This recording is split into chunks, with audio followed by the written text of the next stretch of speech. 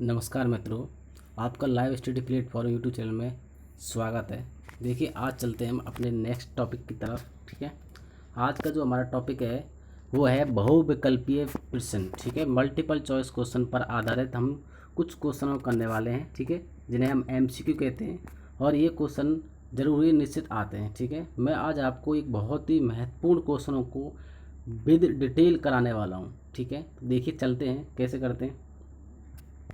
सबसे पहले है, देखिए सबसे पहले हम पढ़ने वाले हैं किसके बारे में। हमने जो मटेरियल साइंस पर हमने प्रॉपर्टीज पढ़ी, उन पर आधारित कुछ क्या है क्वेश्चन है जो कि पिछले एग्जाम में आए हुए हैं। तो देखिए चलते हैं।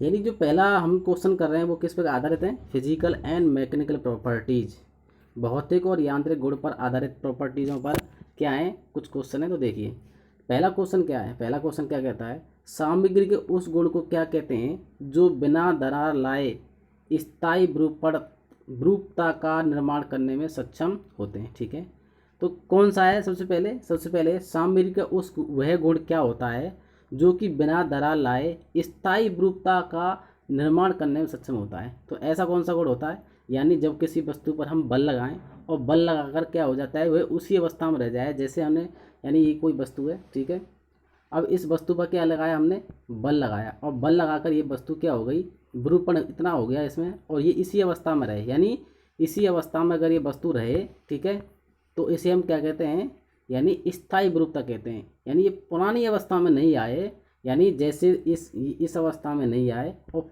नई अवस्था इस क्या कर ले, कोई धारण कर ले, उसे कहते हैं हम क्या, स्थायी विरूपता कहते हैं। अब ये किसके कारण आती है, ये आती है आपकी प्लास्टिसिटी, यानी इसे कहते हैं हिंदी में सुगठता, यानी प्लास्टिसिटी के कारण ये है आती है।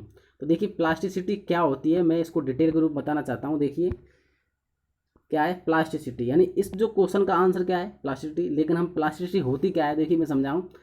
धातुओं का वह गुण जिसके फलस्वरूप उन पर बाह्य बल लगाने से उनके आकार व आकृति में स्थायी रूप से परिवर्तन हो जाए। यानी कोई वस्तु पर हम क्या लगाएं, बल लगाएं। ठीक है, ये वस्तु है हमारी, ठीक है, और इस वस्तु पर मैंने बल लगाया इस दिशा में। अब ये बल लगाने पर इन दोनों दिशा में हमने क्या लगाया, बल लगा, और बल लगाने के बाद यह वस्तु क्या हो गई, इतना हो गई। ठीक है, ठीक है, इतनी हो गई। लेकिन क्या होता है, ये वस्तु यानी बल को हटाने के बाद पुरानी अवस्था में नहीं आती है। पुरानी अवस्था में जैसे इस अवस्था में नहीं आती है, तो इसका मतलब क्या हो गया, इसमें स्थायी विरूपण हो गया।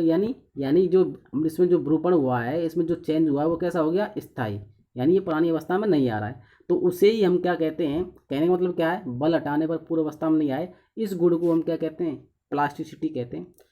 इस गुण पर आधारित क्या है, देखिए जैसे चिकनी मिट्टी होती है, चिकनी मिट्टी और प्लास्टिक, यानी अगर प्लास्टिक को हम गर्म करके फैला दें तो वह नई अवस्था में जैसा धारण कर लेता है वैसी ही रहती है, पुरानी अवस्था में नहीं आती है। इसे हम कहते हैं प्लास्टिसिटी। ठीक है, आगे नेक्स्ट क्वेश्चन की तरफ चलते हैं। देखिए नेक्स्ट क्वेश्चन क्या है, नेक्स्ट क्वेश्चन आपका देखिए इसी पर आधारित है। देखिए दूसरा क्वेश्चन है, बल हटा लेने के बाद निम्न में से किस गुण के कारण धातु अपनी पूर्वावस्था को प्राप्त करती है, उसका विपरीत जस्ट। ठीक है, यानी अगर वस्तु पर हम क्या लगाएं, बल लगाएं, और बल लगाने के बाद क्या हो जाते, यानी जो बल हमने वस्तु पर बल लगाया और वस्तु बल लगाने के बाद क्या हो गई, ये इसने नई अवस्था ये धारण की। ठीक है, नई अवस्था ये धारण कर ली इसने, और ये नई अवस्था धारण कर ली। इसके बाद ये जो बल हमने जो फोर्स लगाया था, ये जो बल है, ठीक है, इस बल को हम यहाँ से क्या कर दें, हटा दें, इस बल को क्या कर दें, हटा दें। हटा देने के बाद ये वस्तु पुरानी अवस्था में जाती है, इस अवस्था में जाती है। तो इस अवस्था को हम क्या कहते हैं, तो इस अवस्था को हम कहते हैं प्रत्यास्थता, यानी क्या कहते हैं, इलास्टिसिटी कहते हैं। क्या कहते हैं, इलास्टिसिटी कहते हैं। जैसे स्प्रिंग होती है, स्प्रिंग को हम बल लगाकर खींचते हैं तो खिंच जाती है, और जैसे उस पर से हम बल हटाते हैं तो पुरानी अवस्था में आ जाती है। यानी स्प्रिंग का जो उदाहरण है वो किसका उदाहरण है, प्रत्यास्थता का उदाहरण है। तो प्रत्यास्थता क्या होती है, देखिए इलास्टिसिटी क्या होती है, यानी धातु का वह गुण जिसके कारण धातु पर बाह्य बल लगाने पर उसके आकार में परिवर्तन हो जाता है। यानी धातु पर हमने क्या लगाया, बल लगाया, और बल के कारण क्या हो गया, वो आकार में उसके परिवर्तन आ गया, आकार में क्या हो गया, उसके परिवर्तन आ गया। ठीक है, परंतु बल हटाने के पर वह अपनी प्रारंभिक अवस्था में आ जाता है। जैसे इस पे से बल हटाएं और ये अपनी अवस्था में आ जाता है, यानी ये अपनी पुरानी अवस्था में आ जाता है। इसे हम प्रत्यास्था गुण कहते हैं। जैसे स्प्रिंग होता है और एक रबड़ भी इसी का उदाहरण होता है। ठीक है, तो स्प्रिंग और जो रबड़ हैं इसी के उदाहरण यानी प्रत्यास्थता के उदाहरण होते हैं। यानी प्रत्यास्थता में क्या होता है, कोई वस्तु बल हटाने के बाद पुरानी अवस्था में आ जाती है। तो ये क्वेश्चन देखिए मैं आपको जो कराने वाला हूँ, ये जो क्वेश्चन करा रहा हूँ, ये सब पिछले क्वेश्चन आ चुके हैं, ठीक है। जनवरी 2016 मॉर्निंग में आ चुके हैं, तो ये क्वेश्चन पहले आ चुके हैं, ठीक है। तो देखिए आगे आगे चलते हैं। आगे जो नेक्स्ट क्वेश्चन है देखिए थर्ड क्वेश्चन, तीसरा क्वेश्चन क्या है, एक धातु जिसे तार के रूप में खींचा सकता है क्या कहलाता है। यानी धातु को किस गुण के कारण हम तार के रूप में खींच सकते हैं वह क्या कहलाता है। यानी तन्यता के कारण, क्या किसके कारण, तन्यता। यानी अगर धातु में किसका गुण है, तन्यता का, यानी डक्टिलिटी का गुण है, ठीक है। तो उसे हम क्या कहते हैं, तार के रूप में खींच सकते हैं। तो इसका आंसर बी हो जाएगा। क्या हो जाएगा इसका आंसर, बी हो जाएगा। इसी पर आधारित एक और क्वेश्चन है जो कि आया हुआ है, ये जनवरी 2016 में आया हुआ है, ये फरवरी 2017 में आया हुआ है। तो देखिए पदार्थ का वह गुण जो तारों के रूप में खींचने की क्या करता है, अनुमति देता है। यानी तन्यता हिंदी में कहते हैं और इसको इंग्लिश में कहते हैं डक्टिलिटी। क्या कहते हैं, डक्टिलिटी। दोनों क्वेश्चन सेम है, कोई अंतर नहीं है, केवल लैंग्वेज में अंतर है, ठीक है। और ये क्वेश्चन आ चुके हैं, निश्चित आते हैं इस प्रकार के क्वेश्चन, ठीक है। तो इसका आंसर क्या हो जाएगा, डक्टिलिटी हो जाएगा। डक्टिलिटी का मतलब होता है तन्यता। अब देखिए इन दोनों को जो आंसर मैं डिटेल में बता रहा हूँ आपको, देखिए क्या होता है, धातु का वह गुण, यानी तन्यता क्या होती है, धातु का वह गुण जिससे उसको खींचकर बिना टूटे पतले पतले तारों में बदला जा सके तन्यता कहलाता है। तन्यता क्या होती है, यानी ऐसा गुण होता है धातुओं का वह, उसको खींचकर हम पतले पतले तारों के रूप में बदला जा सके, उसे हम तन्यता का गुण कहते हैं। जैसे स्टील, इस्पात, तांबा, चांदी, सोना, इनको हम क्या कर सकते हैं, पतले पतले तारों के रूप में खींच सकते हैं, क्योंकि इनमें तन्यता का गुण यानी डक्टिलिटी का गुण पाया जाता है, ठीक है। अब नेक्स्ट क्वेश्चन की तरफ चलते हैं। नेक्स्ट क्वेश्चन क्या है हमारा, देखिए नेक्स्ट क्वेश्चन क्या है, ये प्रॉपर्टीज पर आधारित है। देखिए पदार्थ का भौतिक गुणों में से एक है, यानी भौतिक गुण क्या है, ठीक है। भौतिक गुण क्या होता है, देखिए गुप्त ऊष्मा, ये आपका ऊष्मीय गुण होता है। क्या होता है, ऊष्मीय गुण। ये छिद्रता, ये बैलेंसी जो होता है आपका, ये क्या होता है, रासायनिक गुण होता है, ठीक है। और ये अम्लीय, अम्लीय क्या होता है, रासायनिक गुण होता है। लेकिन जो लचीलापन होता है, फ्लेक्सिबिलिटी, यानी कोई वस्तु लचीली है कि कम लचीली है, ज़्यादा लचीली है, तो उसको हम बाहरी रूप से ही हम देख सकते हैं। क्या कर सकते हैं, उसको बाहरी रूप से ही हम उस, तो ये क्या है मतलब, तो देखिए क्या होता है, लचीले, यानी हम इसका जो आंसर क्या हो जाएगा, लचीलेपन हो जाएगा, फ्लेक्सिबिलिटी हो जाएगा। और फ्लेक्सिबिलिटी कैसा होता है, एक भौतिक गुण होता है, यानी ऐसा गुण जो हम उसको बाहर से मालूम कर ले उसे हम कहते हैं भौतिक गुण, ठीक है। ऐसा ही क्वेश्चन एक और है, देखिए पदार्थ के किस प्रकार के गुण आकृति आकार से, यानी आकृति कैसी होती है, आकार कैसा होता है, वह किस पर आधारित होते हैं। ये देखिए इंग्लिश में दे रखे हैं, थर्मल, ये मैग्नेटिक, ठीक है, ये फिजिकल और ये केमिकल। तो ये भी किस पर आधारित होते हैं, भौतिक गुणों पर आधारित होते हैं। तो भौतिक गुणों को हम क्या कहते हैं, इंग्लिश में फिजिकल कहते हैं। क्या कहते हैं, फिजिकल प्रॉपर्टी कहते हैं। तो यहाँ पर जो ये आंसर दे रखा है आपको हिंदी में दे रखा है और एक यहाँ कैसे दे रखा है, इंग्लिश में। तो दोनों क्वेश्चनों का मतलब एक ही है, कोई अंतर नहीं है, ठीक है। ये फरवरी 2017 में आ चुका है, ये मॉर्निंग में, और ये भी आ चुका है, ठीक है। दोनों ही आ चुके हैं इस प्रकार, यानी अलग अलग भाषा चेंज में आ जाते हैं, ठीक है। तो देखिए क्या होता है भौतिक गुण, फिजिकल प्रॉपर्टीज़ क्या होती है, धातुओं का वह गुण जिसके फलस्वरूप उसका रंग, भार, यानी रंग भी पहचान, यानी बाहर से मालूम रंग, उसका भार यानी वजन से जांच कर लें उसकी, बनावट मतलब आकृति और आकार में आते हैं, गलनीयता, चालकता व चुंबकीयता ज्ञान होता है, वो भौतिक गुण कहलाते हैं, ठीक है। भौतिक गुण क्या होते हैं, जिससे हम रंग, भार, बनावट, गलनीयता, चालकता व चुंबकीयता ज्ञान करते हैं, उसे हम भौतिक गुण कहते हैं, ठीक है। आगे चलते हैं। आगे नेक्स्ट क्वेश्चन क्या है, अभी हमने प्रॉपर्टीज़ पर क्वेश्चन कर लिए, इस प्रकार क्वेश्चन आते हैं प्रॉपर्टीज़ पर। आगे देखते हैं हम लौह व अलौह धातुओं पर क्वेश्चन, ठीक है। फेरस एंड नॉन फेरस, आगे जो नेक्स्ट टॉपिक कौन सा है, आगे फेरस एंड नॉन फेरस पर कुछ क्वेश्चन पढ़ते हैं। देखिए ये जो यहाँ पर जो लिख रहा है डलवा लोहा, ठीक है, इसको काट दें, डलवा लोहा गलत है यहाँ पर। देखिए पिग आयरन का निर्माण होता है। पिग आयरन का मतलब क्या होता है, कच्चे लोहे का निर्माण होता है। पिग आयरन का मतलब क्या है, कच्चा लोहा, ठीक है, कच्चा लोहे का निर्माण होता है। अब यहाँ पर जो आंसर दे रखे हैं ये भट्टी के रूप में दे रखे हैं, ब्लास्ट भट्टी में, ठीक है, क्यूपोला भट्टी में, पुडलिंग भट्टी में और बेसेमर भट्टी में। तो इसका जो आंसर होगा वो क्या होगा, ब्लास्ट भट्टी में, यानी ब्लास्ट भट्टी या इसको बात्या भट्टी कहते हैं, ठीक है। तो इसका आंसर जो पिग आयरन यानी जो कच्चे लोहे का जो निर्माण है वो किस में करते हैं, कच्चे लोहे का निर्माण यानी ब्लास्ट भट्टी में करते हैं। किस में करते हैं, ब्लास्ट यानी बात्या भट्टी में कहते हैं। लेकिन जो क्यूपोला भट्टी है यहाँ पे इनको बता देता हूँ मैं आपको, क्यूपोला भट्टी का जो क्यूपोला भट्टी से क्या निर्माण किया जाता है, यानी कास्ट आयरन, क्यू मतलब का से कास्ट आयरन, यानी क्यूपोला भट्टी से कास्ट आयरन यानी डलवा लोहे का निर्माण किया जाता है। पुडलिंग भट्टी से पिटवा लोहा यानी पा से पिटवा, यानी इससे पिटवा लोहा का निर्माण किया जाता है। और बेसेमर से हम स्टील तैयार करते हैं। क्या करते हैं, स्टील तैयार करते हैं। तो देखिए यानी ब्लास्ट भट्टी से हम क्या तैयार करते हैं, यानी कच्चा लोहा, यानी पिग आयरन तैयार करते हैं। क्यूपोला से कास्ट आयरन, क्यूपोला से क्या करते हैं हम, क्या तैयार करते हैं, कास्ट आयरन। और पुडलिंग से हम पिटवा लोहा यानी रॉट आयरन, क्या पिटवा लोहा तैयार करते हैं। और बेसेमर से हम क्या तैयार करते हैं, बेसेमर से हम स्टील तैयार करते हैं, क्या करते हैं, स्टील तैयार करते हैं। ठीक है, तो मैंने आपको सबको बता दिया। आगे देखते हैं, आगे जो इसका क्वेश्चन है देखिए कि निम्न में से कौन लौह धातु है, निम्न में से कौन सी लौह धातु है।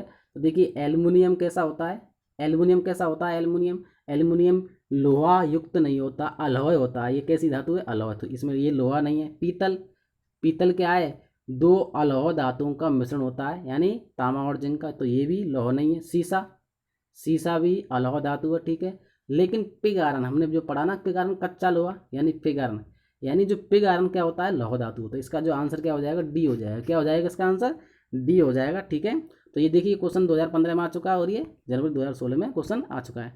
तो इन दोनों का जो आंसर है वो पिग आयरन है। क्या पिग आयरन से संबंधित है, तो इन पिग आयरन से संबंधित यानी पिग आयरन के बारे में हमें पढ़ लेते हैं कुछ, कच्चा लोहा क्या होता है। ठीक है, इन दोनों की सोल्यूशन हमें उसमें मिल जाएंगे। तो देखिए चलते हैं, कच्चा लोहा। ठीक है, यानी जो क्वेश्चन थे अभी वो दोनों कच्चे लोहे पर आधारित है। देखिए क्या होता है, लौह अयस्क से सबसे पहले कच्चा लोहा प्राप्त होता है। जो हम खानों से लोहा प्राप्त करते हैं उसे हम लौह कहते हैं, लौह अयस्क कहते हैं। ठीक है, लौह अयस्क के रूप में प्राप्त होता है। तो उस कच्चे उससे सबसे पहले क्या प्राप्त होगा हमें, कच्चा लोहा। कच्चे लोहे को बात्या भट्टी या इसे हम कहते हैं ब्लास्ट भट्टी कहते हैं। ठीक है, बात्या भट्टी या ब्लास्ट भट्टी इसको हम कहते हैं। तो पहले का जो आंसर था ये ठीक है। में लौह अयस्क कॉक चूना पत्थर के साथ पिघलाकर प्राप्त करते हैं। कॉक लौह अयस्क को आवश्यक ऊष्मा और अपचयन क्रिया में ऑक्सीजन के साथ क्या कराता है, संयोग कराता है। कॉक का महत्वपूर्ण उपयोग है। ठीक है, उसके बाद जो चूना पत्थर होता है इसमें एक फ्लश का काम करता है। फ्लश का मतलब होता है अशुद्धियों को बाहर निकालना। अशुद्धि बाहर निकल के ऊपर की ओर तैरने लग जाती है। ठीक है, जो अशुद्धियों को अपने साथ बहा ले जाता है, जो चूना पत्थर कार्य होता है। ठीक है, तो इस प्रकार ये जो कच्चे लोहे है इस पे समझ हमने क्वेश्चन पढ़ लिए। आगे चलते हैं, आगे 13वां जो क्वेश्चन है, 13वां नंबर का, तामा धातु उदाहरण है। तामा किसका उदाहरण है। ठीक है, अभी जो हमने पढ़ा लौह धातु का उदाहरण यानी, ठीक है, जो कच्चा लोहा होता है लौह होता है। ठीक है, अब देखिए जो तामा किसका उदाहरण, तामा मिश्र धातु है, नहीं, तामा केवल सिंगल धातु है, तामा मिश्र धातु नहीं है। अलॉय धातु है, तो इसका आंसर अलॉय होगा। क्यों, तामा में लोहा की मात्रा नहीं होती, अलॉय धातु होती है। ठीक है, तो इसका आंसर क्या होगा, अलॉय धातु होगी। ठीक है, तो इसका आंसर हमें क्या मिल गया, अलौह धातु मिल गया। ठीक है, ये क्वेश्चन आ चुका है आपको फरवरी 2017 में।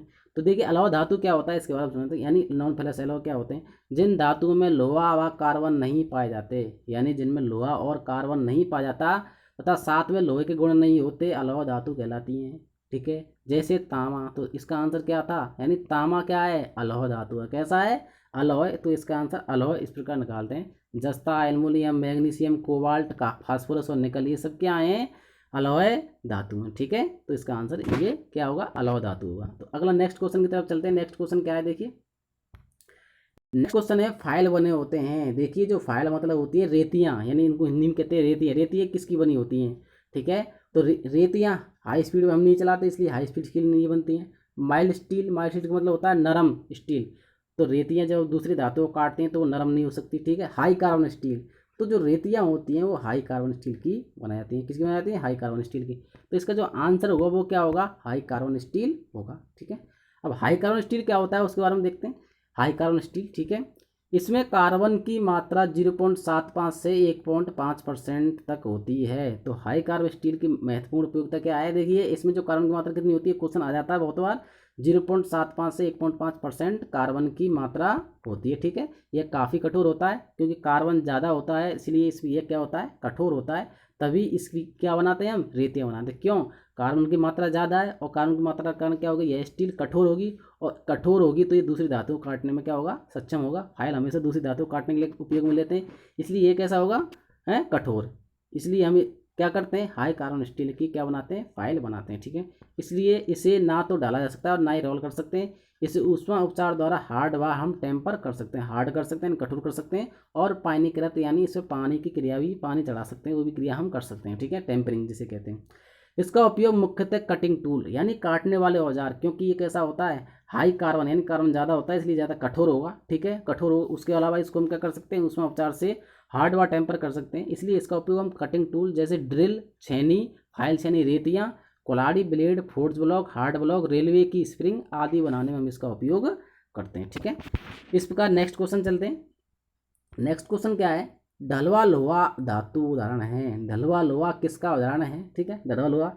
अब यहाँ पर लोहे से ही मालूम पड़ रहा है, क्या मालूम पड़ रहा है, लोहा। तो लोहा यानी लोहे का होगा, तो मिश्र धातु है, नहीं है, ठीक है, लोहा धातु है। इसका आंसर क्या हो जाएगा, लोहा धातु। क्यों, ढलवा लोहा यहीं से मालूम पड़ रहा है, ढलवा लोहा, ठीक है। तो लोहा धातु का ये उदाहरण होता है। तब लोहा धातु क्या होती है, देखिए फेरस मेटल क्या होते हैं, लोहा धातु में मुख्य रूप से लोहा होता है, यानी जिनमें लोहा होता है उन्हें हम लोहा धातु कहते हैं, ठीक है। तो ये लोहा धातु का उदाहरण होगा, जैसे ढलवा लोहा। आगे आंसर इसका, तो ढलवा लोहा यानी कास्ट आयरन कहते हैं, इसको शॉर्ट में CI भी कहते हैं। पिग आयरन यानी कच्चा लोहा, पिटवा लोहा को WI यानी रॉट आयरन कहते हैं, इस्पात यानी स्टील, ठीक है। तो ये क्या है, लोह धातु के उदाहरण है। लोह धातु में क्या क्या आता है, ढलवा लोहा, कच्चा लोहा, पिटवा लोहा और स्टील आते हैं, ठीक है। अब नेक्स्ट क्वेश्चन की तरफ चलते हैं। नेक्स्ट क्वेश्चन क्या है हमारा, देखिए नेक्स्ट क्वेश्चन है, अब है मिश्र धातुओं पर, एलॉयज पर, ठीक है। एलॉय क्या होते हैं, जब दो या दो से अधिक धातु को मिलाते हैं उसे हम क्या कहते हैं, मिश्र धातु कहते हैं या एलॉय कहते हैं, ठीक है। देखिए सबसे पहले क्वेश्चन है इसमें, सोल्डर निम्न का मिश्र धातु है, यानी सोल्डर हम जो बनाते हैं यानी टाँका, यानी कच्चा टाँका कहते हैं इसे, तो उसके लिए हम कौन कौन से धातु इसमें मिलाते हैं। तो देखिए इसमें सीसा और टिन, सोल्डर में सीसा और टिन। तो ये महत्वपूर्ण क्वेश्चन में बहुत आ जाता है कि सोल्डर जो होता है निश्चित है वो किसका बना होता है, सीसा और टिन, यानी सीसा मतलब PB प्लस टिन यानी लेड, ये इससे बना होता है। और ज़्यादातर जो सोल्डर हम यूज़ करते हैं इलेक्ट्रिकल कार्य में, ठीक है, इलेक्ट्रिकल कार्य में जब हम सोल्डर यूज़ करते हैं तो उसमें यानी क्या होता है 60% क्या होता है, टिन होता है, 60% टिन होता है और 40% क्या होता है इसमें सीसा होता है, ठीक है। यानी क्या होता है 60% तो क्या होती है इसमें टिन होती है और 40% क्या होता है सीसा होता है। इस प्रकार के सोल्डर का हम किस में यूज़ करते हैं, इलेक्ट्रिकल इलेक्ट्रॉनिक कार्य में यूज़ करते हैं, टाँका लगाने के लिए यूज़ करते हैं। तो इसका जो आंसर क्या होगा वो सीसा व टिन होगा। अब देखिए सोल्डरिंग क्या होता है, सोल्डर क्या होता है उसके बारे में पढ़ लेते हैं।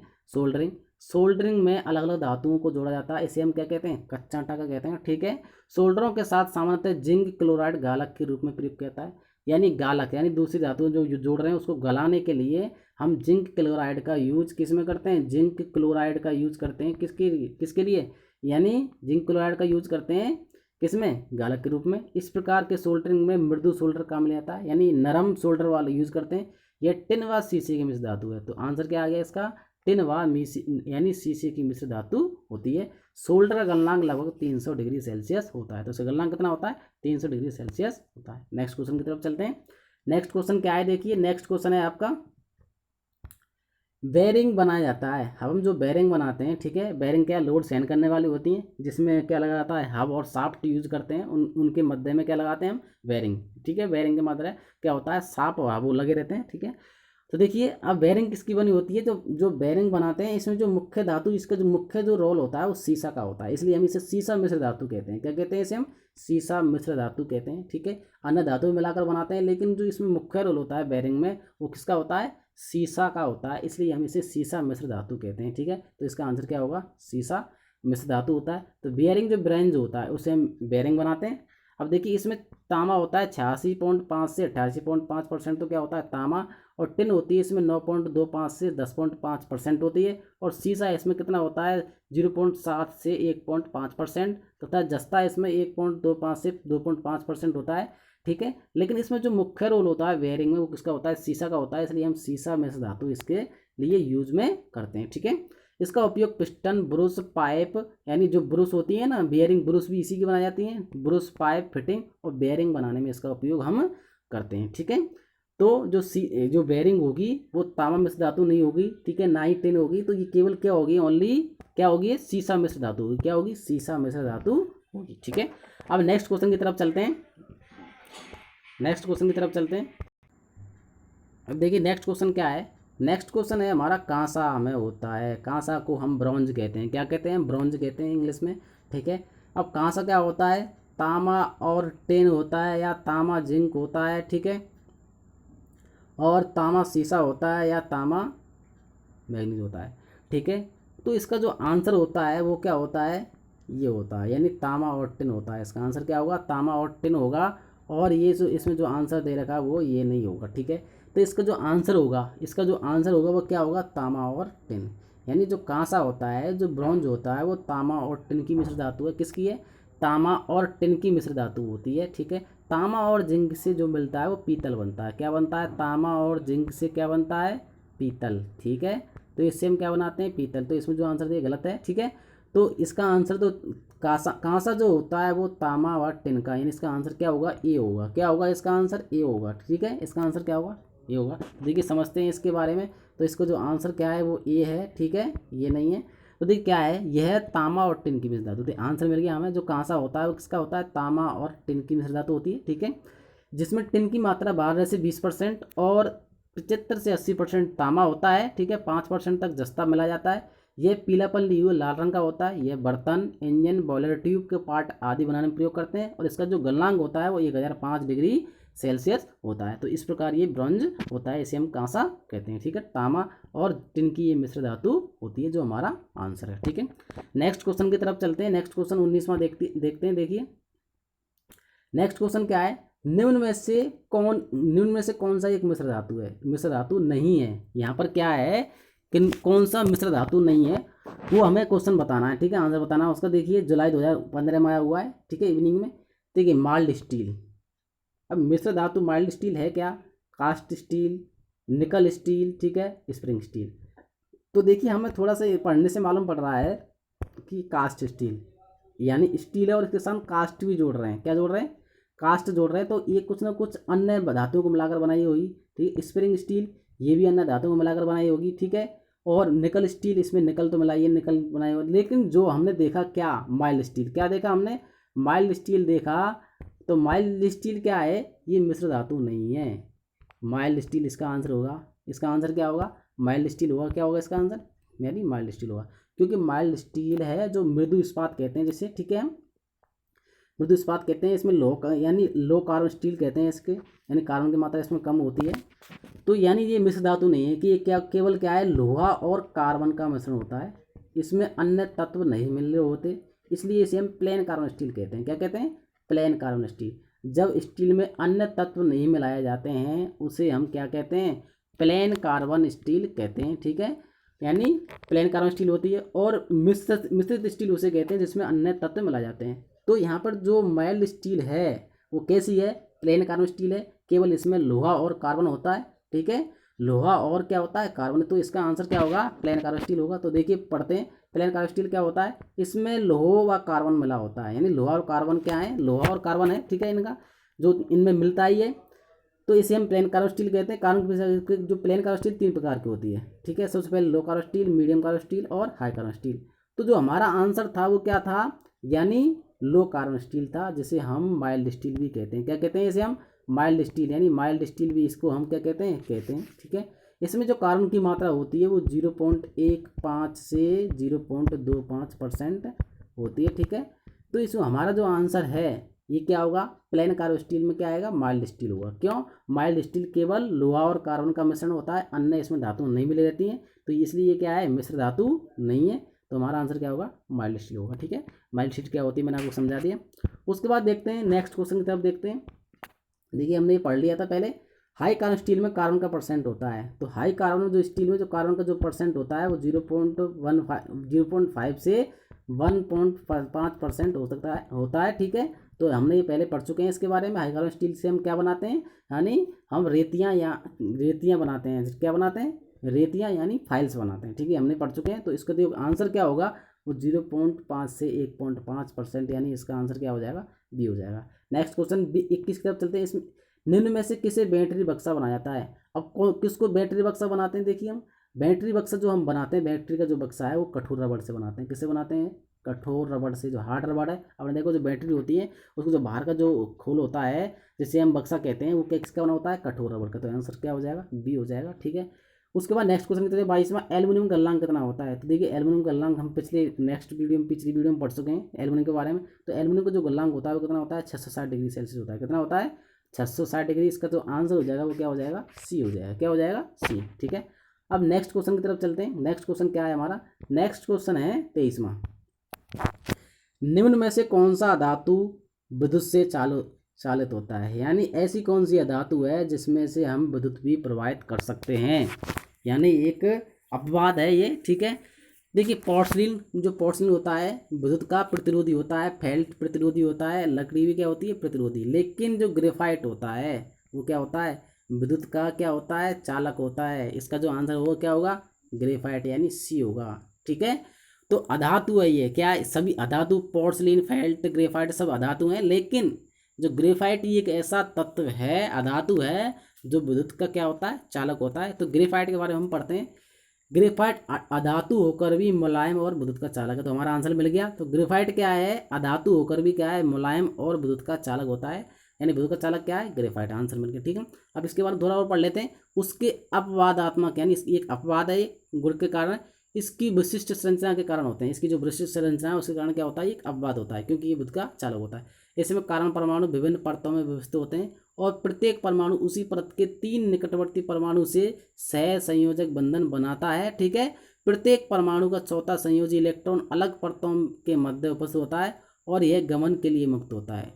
जो ठीक है, जो कार्बन के जो हम परमाणु 3 तो ये होते हैं, ठीक है, तो लेकिन चौथा जो परमाणु होता है, ठीक है, चौथा जो इलेक्ट्रॉन होता है 3 इलेक्ट्रॉन तो ऐसे बंधे रहते हैं सहयोग संयोजक बंध से। ठीक है, 3 इलेक्ट्रॉन से क्या बंधे रहते हैं ऐसे निकटवर्ती बंधों से ये बंधे रहते हैं। 3 इलेक्ट्रॉन तो बंधे रहेंगे। ठीक है, ये 3 इलेक्ट्रॉन जो होते हैं ये क्या होते हैं अच्छी तरह से बंधे रहते हैं, लेकिन जो चौथा इलेक्ट्रॉन होता है वो क्या होता है गमन के लिए रहता है, यानी दूसरी जगह जा सकता है। अभी जब चौथा इलेक्ट्रॉन जा सकता है तो इलेक्ट्रॉन प्रवाहित होंगे, जब इलेक्ट्रॉन प्रवाहित होते हैं उसे हम क्या कहते हैं विद्युत कहते हैं। तो इसी गुण के कारण क्या होती है ग्रेफाइट से विद्युत धारा प्रवाहित होती है। यही मुक्त इलेक्ट्रॉन ग्रेफाइट को विद्युत का उत्तम चालक बनाते हैं। तो ये जो मुक्त इलेक्ट्रॉन है, क्योंकि जो तीन इलेक्ट्रॉन तो क्या रहते हैं अच्छी तरह से संयोजक बंधों से बंधे रहते हैं, लेकिन जो चौथा होता है ये चौथे नंबर का होता है, ये मुक्त होता है और क्या होता है घूमने के लिए चालू होता है, यानी इसको क्या होता है गमन कर सकते हैं, यहाँ से जा सकता है। इसके कारण क्या होता है यानी इलेक्ट्रॉन प्रवाहित हो रहे हैं, इलेक्ट्रॉन प्रवाहित होंगे तो विद्युत धारा प्रवाहित होगी उस, यानी इसी के कारण क्या होता है मुक्त इलेक्ट्रॉन से ग्रेफाइट विद्युत का क्या होता है उत्तम चालक है। विभिन्न परतें एक दूसरे पर सरक सकती हैं, यह ग्रेफाइट को मुलायम ठोस और उत्तम स्नेहक बनाते हैं। तो ग्रेफाइट को हम यानी स्नेहक के रूप में, शुष्क स्नेहक के रूप में भी इसका यूज करते हैं। ठीक है, तो हमने इसके बारे में पढ़ लिया। अगले नेक्स्ट क्वेश्चन की तरफ चलते हैं। नेक्स्ट क्वेश्चन क्या है देखिए, नेक्स्ट क्वेश्चन है हमारा 24वां, देखते हैं। स्टील को क्षय से बचाने के लिए हमें स्टील पर क्या है जंग लग जाए उसको बचाने के लिए उसके ऊपर लगाया जाने वाला कलई सामान्यतः निम्न धातु का होता है। तो स्टील के ऊपर जो हम कलई करते हैं ना, वो हम ना तो टिन की करते हैं ना ही शीशा ही करते हैं, हम किसी करते हैं जिंक की करते हैं, किसी करते हैं जिंक, यानी जिसे हम कहते हैं गैल्वेनाइजिंग। क्या करते हैं गैल्वेनाइजिंग, यानी स्टील पर हमें जिंक की परत चढ़ाना क्या कहलाता है गैल्वेनाइजिंग कहलाता है, यानी जस्तीकरण कहलाता है। तो इस पर हम जस्तीकरण मतलब क्या होता है जस्ता चढ़ाना, यानी जिंक चढ़ाना। क्या चढ़ाना जिंक, स्टील पर क्या चढ़ाना जिंक चढ़ाना। ठीक है, तो इसका जो आंसर होगा वो क्या होगा सी होगा, इसका आंसर क्या हो जाएगा सी हो जाएगा। ठीक है, सी आंसर होगा। देखिए इसके बारे में पूरा पढ़ते हैं, देखिए इसके बारे में, तो देखिए इसके बारे में पूरा पढ़ते हैं।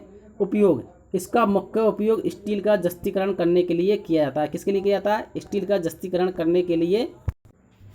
देखिए तो इसका उपयोग हम किस लिए करते हैं, जो जिंक के उपयोग है, ये किसके उपयोग है जिंक के उपयोग हैं। ठीक है, तो हमारा जो आंसर था वो जिंक था, तो जिंक का उपयोग कहाँ करते हैं स्टील का जस्तीकरण, जो हमारा आंसर इसी मिल जाता है, यानी जिंक, यानी स्टील पर जिंक चढ़ाना क्या कहलाता है जस्तीकरण कहलाता है।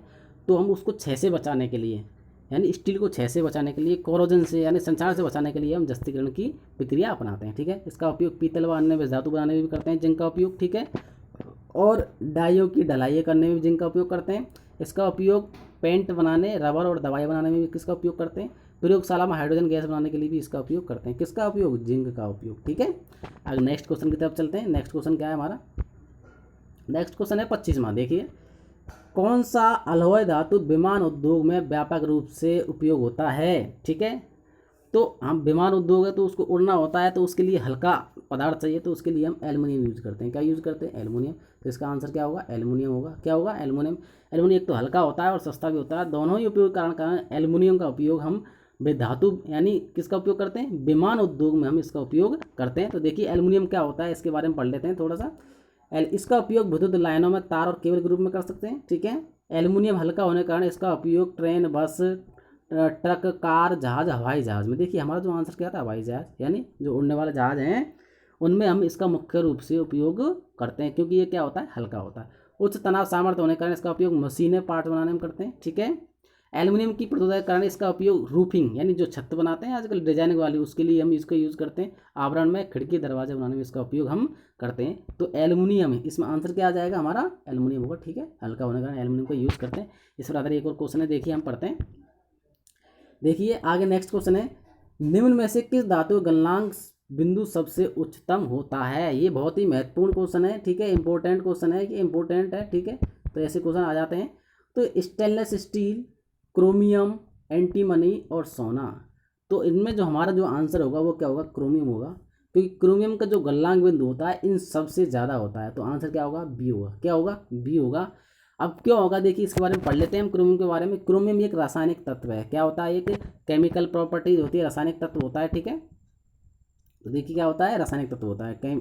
क्रोमियम के रासायनिक तत्व है जो रासायनिक नजरिए से संक्रमण धातु का समूह सदस्य है। जो हमारी आवर्त सारणी होते हैं उसका संक्रमण धातु का समूह का सदस्य है। यह एक चमकीला सलेटी भूरे रंग का सख्त लेकिन आसानी से टूट जाने वाली धातु है। कैसा होता है, ये चमकीला होता है, सलेटी भूरे रंग का होता है और आसानी से टूट जाने वाला कैसी होती है, धातु होती है। इसे पॉलिश करने पर यह अधिक चमकीला बन जाता है और यह आसानी से नहीं दिखलाता। क्योंकि चमकीला होता है इसलिए ये नहीं दिखलाता है। इसका पिघलाव बिंदु जो होता है, यहाँ पे आपको हिंदी में नहीं समझा रहा, इसको मैं समझाता हूँ आपको। इसका जो पिघलाव बिंदु होता है, इसका जो गलनांक बिंदु होता है वो 1960 डिग्री सेल्सियस होता है। कितना होता है, 1960। यानी ये सबसे ज़्यादा उच्च तापमान है कि इस पर ये पिघलता है। ठीक है, इससे यानी ठीक है, ये जो कि काफ़ी ऊंचा है। हमारा आंसर मिल गया। सबसे ज़्यादा जो गलनांक बिंदु किसका होता है, क्रोमियम का होता है, जो कि बहुत ऊंचा है, सभी धातुओं से ऊंचा होता है। ठीक है, अगर इसे इस्पात में मिलाया जाए तो इस्पात पर जंग धब्बे नहीं लगते।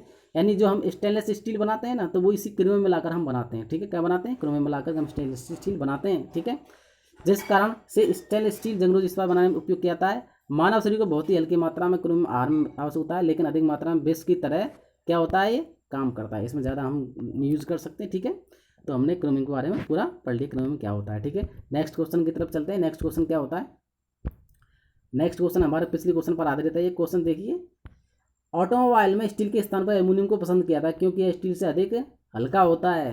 क्या होता है, स्टील भारी होती है लेकिन ये क्या होता है, हल्का होता है। ऑटोमोबाइल उद्योग में हम यानी स्टील की जगह किसका उपयोग करते हैं, एल्युमिनियम का उपयोग करते हैं। तो हम पढ़ चुके हैं। ठीक है, निम्न में से कौन सा टूल पदार्थ सबसे कठोर होता है, कौन सा टूल सबसे कठोर होता है। तो देखिए सबसे ज़्यादा जो कठोर होता है वो क्या होता है, मृतिका सिरमिका नहीं होती, HSS हाई स्पीड स्टील होता है, ये कार्बाइड और हीरा। क्योंकि ब्रह्मांड में प्रकृति में सबसे ज़्यादा कठोर क्या है, हीरा होता है। सबसे ज़्यादा कठोर क्या होता है, हीरा। तो जो हमारा जो आंसर है वो क्या होगा, इसका आंसर हीरा होगा। ठीक है, आंसर डी होगा। क्या होगा, आंसर डी होगा। तो हम हीरा के बारे में पढ़ लेते हैं। इसका आंसर हीरा है। तो हीरा क्यों है, तो देखिए हीरा एक पारदर्शी रत्न है। कैसा है, एक रत्न होता है, ये पारदर्शी होता है, जिसके आर पार देख सकते हैं। यह रासायनिक रूप से कार्बन का शुद्धतम रूप है। ये किसका रूप है, कार्बन का शुद्ध रूप है। ठीक है, हीरा में प्रत्येक कार्बन परमाणु 4 अन्य कार्बन परमाणु के साथ सह संयोजित बंध द्वारा जुड़ा रहता है। यानी इसमें 4 कार्बन परमाणु होते हैं, उनसे क्या होता है, ये सह संयोजित बंध द्वारा जुड़ा होता है। कार्बन परमाणुओं की बाहरी कक्ष में उपस्थित सभी 4 इलेक्ट्रॉन सहसंयोजी बंध में भाग लेते हैं तथा एक भी इलेक्ट्रॉन स्वतंत्र नहीं होता है। इसमें क्या होता है, जब एक भी इलेक्ट्रॉन स्वतंत्र नहीं है तो इसमें कोई भी इलेक्ट्रॉन मुक्त नहीं होगा, तो ये सबसे ज़्यादा कठोर होगा। क्या है, सबसे ज़्यादा कठोर। इसलिए ये हीरा ऊष्मा और विद्युत का कुचालक होता है। क्या होता है, क्योंकि इसमें जब एक भी मुक्त इलेक्ट्रॉन नहीं है तो क्या होता है, इसमें इलेक्ट्रॉन जब प्रवाहित ही नहीं होंगे तो क्या सा होगा, विद्युत का कुचालक होगा। ठीक है, तो ये ऊष्मा और विद्युत का कैसा होता है, इसमें ऊष्मा और विद्युत क्या क्या होती है, प्रवाहित नहीं होती, यानी इन दोनों का क्या होता है, ये कुचालक होता है। हीरा में सभी कार्बन परमाणु बहुत ही शक्तिशाली सह संयोजन बंधों द्वारा जुड़े रहते हैं। तो 4 परमाणु जो होते हैं, कार्बन परमाणु होते हैं, वो कैसे जुड़े रहते हैं, शक्तिशाली सह संयोजन बंधों द्वारा जुड़े रहते हैं, इसलिए यह सबसे कठोर होता है, बहुत ही कठोर है। ठीक है, और हीरा प्राकृतिक पदार्थों में सबसे कठोर पदार्थ है। हीरा प्राकृतिक जो पदार्थ हैं उनमें सबसे ज़्यादा क्या है, कठोर पदार्थ है। तो हमारा आंसर क्या हो जाएगा, हीरा हो जाएगा। ठीक है, हीरा के बारे में हमने पढ़ लिया, बहुत ही ठीक है, अच्छी तरह से पढ़ा है हमने। आगे चलते हैं नेक्स्ट क्वेश्चन की तरफ। नेक्स्ट क्वेश्चन है हमारे लास्ट एंड फाइनल क्वेश्चन चल रहे हैं। ठीक है, निम्न में से कौन सबसे अलग है, इनमें सबसे कौन सा अलग है, देखिए कोयला, हाइड्रोजन, LPG। ठीक है, तो जो कोयला, हाइड्रोजन, LPG है ये अलग तत्व होगा और स्टील क्या होगी, एक लौह धातु होती है। स्टील क्या होती है, एक लौह धातु होती है। तो जो हमारा आंसर है इनमें सबसे अलग क्या है, स्टील होती है। सबसे क्या अलग है, देखिए ये लिक्विड है LPG, यानी LPG क्या है, ये गैस है, हाइड्रोजन एक गैस है, कोयला एक ठोस धातु है। लेकिन ये तीनों क्या है, अलग हैं, एक ही समूह के हैं। ठीक है, LPG, हाइड्रोजन और कोयला क्या है, एक ही समूह के, लेकिन स्टील क्या है, अलग समूह से मिलता है। यानी ये कैसे मिलता है, यानी S को ग्रुप मिलती है। स्टील कैसे प्राप्त करते हैं, हम लोहे से प्राप्त करते हैं। ठीक है, इनको हम डायरेक्ट खानों से प्राप्त करते हैं, LPG, कोयला और हाइड्रोजन को। लेकिन जो स्टील को हम कैसे प्राप्त करते हैं, लोहे से प्राप्त करते हैं, तो ये अलग तरीका हो गया। तो इसलिए इसमें सबसे अलग क्या होगा, स्टील होगा। क्या आंसर क्या हो जाएगा, डी। ठीक है, नेक्स्ट क्वेश्चन, इलेक्ट्रिक बल्ब का फिलामेंट बना होता है, जो हमारा जो इलेक्ट्रिक बल्ब है उसका फिलामेंट किसका बनाते हैं हम, टंगस्टन का। और टंगस्टन का जो तापमान जो होता है इसका कितना होता है, लगभग 42 डिग्री सेल्सियस होता है। कितना इसका हाईएस्ट तापमान कितना होता है, 4200 डिग्री सेल्सियस होता है। तो टंगस्टन का तापमान ज़्यादा होता है यानी, ठीक है, इसलिए हम इस टंगस्टन का उपयोग किसमें करते हैं, इलेक्ट्रिक बल्ब का फिलामेंट बनाने के लिए हम यूज करते हैं। तो इसका आंसर क्या हो जाएगा, डी हो जाएगा। अब हमारा जो लास्ट क्वेश्चन है, ठीक है, लास्ट क्वेश्चन है, जब एक पदार्थ पानी में घुल जाता है तो इसका भार क्या होगा। जब कोई हम वस्तु को पानी में डुबोते हैं, क्या करते हैं हम, पानी में डुबोते हैं, तो पानी में जा करके वस्तु का भार क्या होता है, कम हो जाता है, हल्का लगता है। तो इसका आंसर क्या हो जाएगा, घट जाएगा। क्या हो जाएगा, उस पानी में किसी वस्तु का भार क्या हो जाता है, घट जाता है। जब हम पानी में तैरते हैं तो क्या होता है, हमारा भार हमें लगता ही नहीं है। ठीक है, जैसे हम कि कुएं में बाल्टी डालते हैं खाली, तो वजन डालते हैं, ठीक है, उसको जैसे ही पानी भर के लाते हैं तो पानी के अंदर तो वो हल्की लगती है, जैसे ही पानी से ऊपर आती है तो वो कैसी भी भारी। तो पानी के अंदर कोई वस्तु कैसी हो जाएगी, हल्की, यानी घट जाता है, उसका भार घट जाता है। ठीक है, तो हमने इन सभी को एक अच्छी तरह से पढ़ा है। ठीक है, एक अच्छी तरह से पढ़ा है। तो आप लोग एक, हाँ, मेरी तरफ से क्या है, लाइक शेयर एंड सब्सक्राइब जरूर करें, अपने दोस्तों के लिए ज़्यादा से ज़्यादा शेयर करें। ठीक है, आगे नेक्स्ट क्वेश्चन आगे देखिए, नेक्स्ट है। धन्यवाद सभी के लिए, धन्यवाद। ठीक है, ओके।